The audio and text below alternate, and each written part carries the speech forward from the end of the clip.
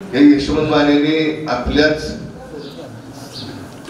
निधीच्या आकडे त्यांच्या बोर्डावर टाकले, त्यांच्या पुस्तकात टाकले आणि मी या तालुक्याचा विकास केला म्हणून सांगितलं। या यायच्या रस्त्याचा विषय आता काढला, तो यायचा रस्ता 6 महिने पेंडिंग पडला होता, तुम्हालाही माहित आहे। आणि तो कशासाठी पडला होता तर तो कॉन्ट्रॅक्टर पण लय भाजर पुण्याचा तो त्याला टक्केवारी देत नव्हता म्हणून हे काम बंद पडलं होतं। शेवटी त्यानं गडकरी साहेबांना सांगून टक्केवारी देताच काम केलं त्या कॉन्ट्रॅक्टरने।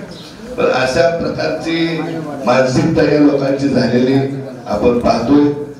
भविष्य काळात आपल्याला आणखी जे काही विकास करायचा असेल तो आपला उमेदवार अतिशय सक्षमपणा आहे। विद्यार्थी दशेपासून त्यांनी शिवसेनेत काम केलेलं आहे आणि विकासाच्या बाबतीत तर आपण मागच्या 2-3 वर्षापासून पाहतोय, पाण्याच्या बाबतीत त्यांनी काम केलेलं आहे, आरोग्याच्या बाबतीत काम केलेलं आहे, रस्त्याच्या बाबतीत काम केलेलं आहे। माणूस आहे। आमची तर काय अपेक्षा नाही की आमदाराकडे काम असतं तर आमच्याकडे यावं, उमेदवाराकडे यावं, तुम्ही डायव्हर्ट केला तरी चालतंय। आम्हाला आपल्या माणसाचं तुमच्यासारखेच आमची पण मानसिकता आहे। आम्ही काय असं दावं धरून ते बाळराजेसारखं असं काय फिरणार नाही, आमदारची काय कोणी करणार नाही। आम्ही असलो तरच तू यायचं, आम्ही असलो तरच तू जायचं असले तेलमंत्र पण आमच्या मनात कधी येणार नाही। आपण आता मला गेली 10-15 वर्ष झाली पाहताय, तुम्ही तर लहानपणापासून पाहताय।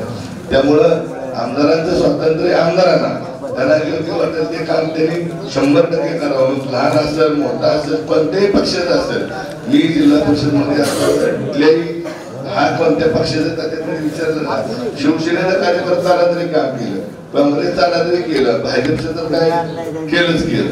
म्हणून भविष्य काळात अतिशय चांगल्या प्रकारचा विकास आपण करूया। आता आपल्या उपस्थितीवरून आपल्या उत्साहावरून आपल्याला जास्त काय बोलावं अशाचा भाग नाही, परंतु येणाऱ्या 20 तारखेला आपले उमेदवार राजू ज्ञानोखरे यांचं चिन्ह आहे, तुतारी वाजवणारा माणूस, त्याच्या समोरील बटन दाबून प्रचंड मताधिक्याने विजय करावा एवढी अपेक्षा व्यक्त करतो आणि थांबतो। जय हिंद, जय भारत।